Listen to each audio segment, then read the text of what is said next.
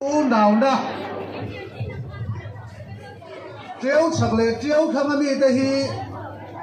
mi mun khát nằm mun khát cắn nia chút tiền á đái đần chi cắn đi lâu nắm khát cắn đi thì lần tiền na cắn lâu cũng không rong tê in giờ vá in lòng thú cắn xoay à mà sai này tiền hun trà min bê thu bát thiên này là lòng thú cắn xoay này hey với là lâu cũng không cái cắn cũng không chăn cắn phiền à India Sarkarin helai ramri phua chop British ina a phua chop hi zalen taka in kalpo theina kan nei thin ti to pa ramri phua chop hung atum hi arun thak tak mewa India Sarkar hian British Sarkar hi lo ngai sang hle ni ti voina hian a chiang ani British in Aopa atidu da China nasa takina tidu da ando dal viawe mo kantia to di meglain British Sarkar in aphuat chop ramri apom pui na tingneta ramri hung atum tamai hi alung chiat thak tak zeda he thila hian hami do dal na ko nga hian mi zora ma hian mi pui kan thu mun viawani pol zong NGO zong le political party zong te hian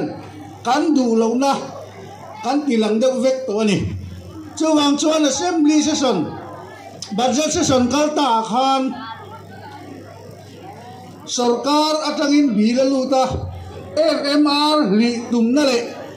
ramri phua chop hung tumna hi kan du lo thu lung rual takin kan passbook ani thada hian tu party ma khoya ma tu main sarkar na chang tu to in party politics khel kan tum ngai lo kan lung rual em ani voina po hian political party rang te zoro in kan soma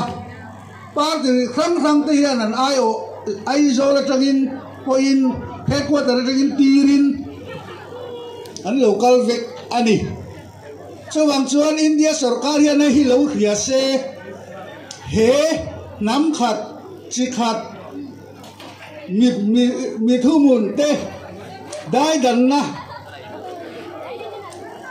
an mani ngay point rei tak khet hiama in kalpo bin lo phal sak to na hi ti top lul lo se helai ramri phua chop po hi hung lo se kan dua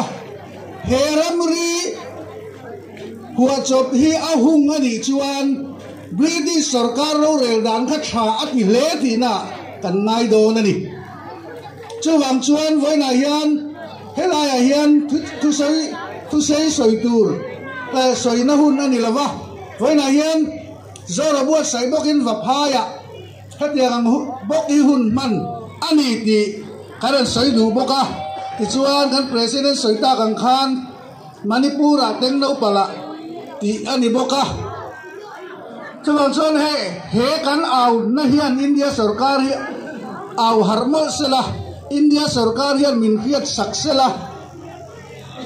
he athil tum hi ti top no rose ti hi ka soi thei tok ni rose kalome Puna mo po te kan lo me